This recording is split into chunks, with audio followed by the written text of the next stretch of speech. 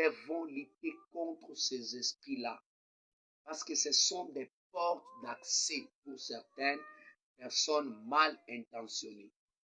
Ce sont des portes d'accès pour les esprits mal intentionnés. Ce sont des moyens qui permettent aux personnes mal intentionnées d'accéder à notre vie, de nous nuire, de nuire notre vie et de nuire toute notre personne. Voilà pourquoi je nous ajoute ce soir Zacharie chapitre 3, le verset 1. J'aimerais nous faire voir les conséquences, quelques éléments. Lorsque une dette est là, comment découvrir qu'il y a quelques dettes contre ta vie. Comment découvrir qu'il y a quelques dettes dans votre famille.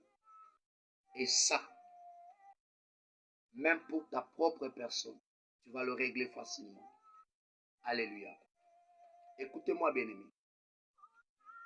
Première des choses, cette femme n'avait aucun pouvoir. Bien-aimé, le dette vous fait perdre l'autorité sur la chose. Comment découvrir que cette chose peut être une dette? Amen. Comment savoir que ce cas peut être une dette? Comment est-il possible? Tu as gêné. Tu as mis une offrande. Tu as prié. Amen. Tu as gêné. Tu as mis une offrande. Tu as prié pour une situation. Mais tu te rends compte que ce que tu as fait là n'a pas de pouvoir sur un esprit quelconque que tu essaies de chasser. Il y a un esprit quelconque que tu essaies de chasser dans ta vie. Mais cet esprit-là n'arrive pas à quitter ta vie. Ça, c'est le signe de montrer que cet esprit-là, ça devient une forme de dette. On ne les chasse pas sous forme d'esprit. Maintenant, là, il faut parler avec Dieu, que Dieu s'en occupe. C'est une dette. Amen. Cette femme s'est retrouvée qu'elle n'avait pas le pouvoir devant le créancier. Et pourtant, c'était ses enfants. Elle avait le pouvoir de porter cet homme plainte qui réclame les enfants. Elle avait tout le moyen possible. Mais malgré le pouvoir de cette dame comme mère de ses enfants, elle s'est rendue compte que son autorité n'avait pas d'autorité face à cette situation. Lorsque tu te rends compte que ton autorité n'est pas autoritaire devant une situation, automatiquement comprends que la chose qui est devant toi, c'est une dette. Amen. Automatiquement, je reviens. Automatiquement comprends que la chose qui est devant toi, c'est une dette. Lorsque la chose est une dette quelconque, par tes prédécesseurs, tu vas te rendre compte que tu pries bien. Ce n'est pas que tu ne pries pas. Tu pries bien. Tu marches dans la sanctification. Mais il y a une certaine chose qui n'arrive pas à quitter dans votre vie. Il y a un certain élément qui ne vient pas quitter dans votre vie.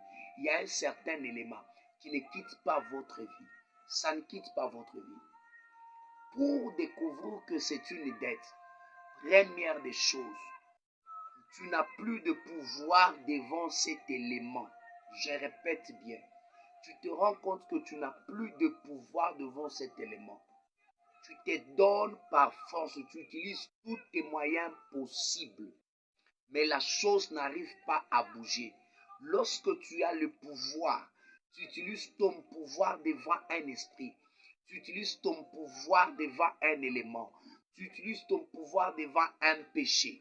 Tu utilises ton pouvoir devant une maladie. Malgré ta sanctification, malgré ta dimension élevée de la spiritualité, malgré tes offrandes, tu fais toutes tes prières, mais tu vois que la chose ne bouge pas. La chose n'est pas partie. Ça disparaît, mais la chose réapparaît encore. tu as juste soufflé. Ça veut dire que tu as juste senti que c'est pour un temps que tu as respiré. Après ces petits temps, la chose est revenue. Ça prouve carrément que la chose, c'est une dette. Cette chose n'est pas là pour rien. C'est une dette. Il y a quelqu'un qui réclame. La chose est permanente, ça manifeste sa permanence parce que c'est une dette. Amen. Cette femme a bel et bien déclaré, a bel et bien parlé, malgré le menace de la femme, malgré ce qu'elle pouvait dire à cet homme. Mais l'homme n'a pas disparu. L'homme faisait que revenir et acculer cette dame.